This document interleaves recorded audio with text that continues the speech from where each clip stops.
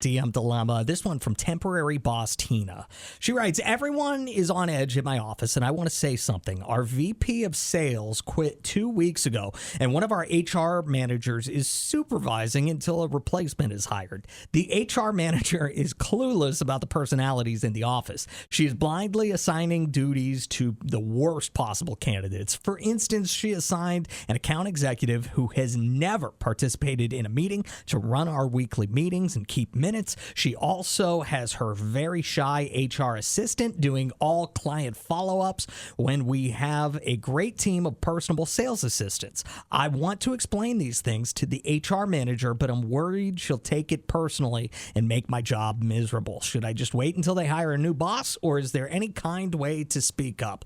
I don't know that this is necessarily one that I need to be offering advice on, because I think I'm bad at talking. Like, I'm bad at explaining my feelings in a way that isn't like, I don't know if condescending is the right word. Like, I don't try to be condescending. I think sometimes it just comes out that way. Well, you can't lead with emotion when it comes to work. So I'm very emotional. I think that that's a really good point that you brought up. And I've been trying to kind of rack my brain on this. And I feel like there's a way that you can manipulate this HR manager to get what you want. Okay, go for it. So I feel like how you could bring up the sales exec who's running the meetings now is you could be like, hey, I think it's so great that you've finally gotten Mark to participate in these meetings. He had never done anything, and because you're making him run these and keep minutes, so that way, like, the seed's going to be planted in her head that, like, oh wait, he's never participated, he's not doing this, he's not doing that. But you're saying, like, you're doing such a good job, you're motivating people. And then I think with the client follow-ups, you could be like, hey, I know Clara's got a lot on her plate and you've got a lot on your plate, taking over our team.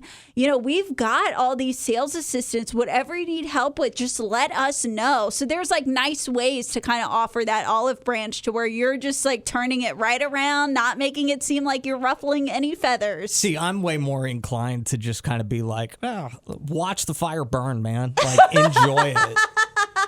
Do whatever you can to make sure anybody who's in a position of power knows that it's not you who's screwing things up. But, just let things be screwed up and it'll all work itself out. Tina wrote us about how her boss left and they put somebody temporarily in charge, but the person they put in charge is just the HR manager. So she doesn't know the personalities that well, and things are not going so smoothly. And Tina wants to know if she should bring it up, if she should try to gently hint like, hey, maybe we know how to get things done in a better fashion. And just in my experience, that's never gone well. Anytime you're trying to let a manager know that they're not making the right choices. Especially HR. Right.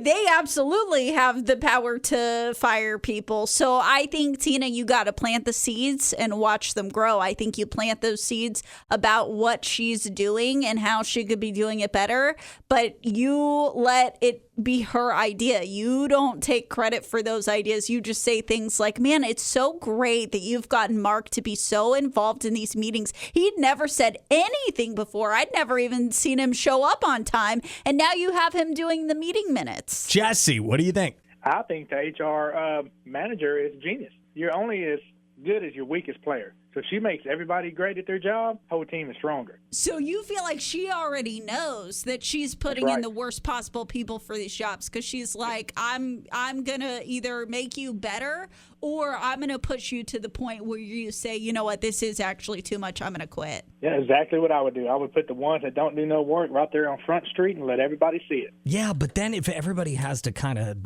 make up for the leaders not being able to do their job, then everybody's just in a bad mood. Well, and it is tough because they know they're going to be getting a new boss. And every time you get a new boss, there's going to be a bunch of changes that come through that you're going to have to get used to. So I can see where your frustrations would be at an all-time high when you've got people who aren't able to do things are slipping through the cracks, people are getting blamed for stuff, and it's like, and as soon as they hire somebody, all these changes are probably going to happen again.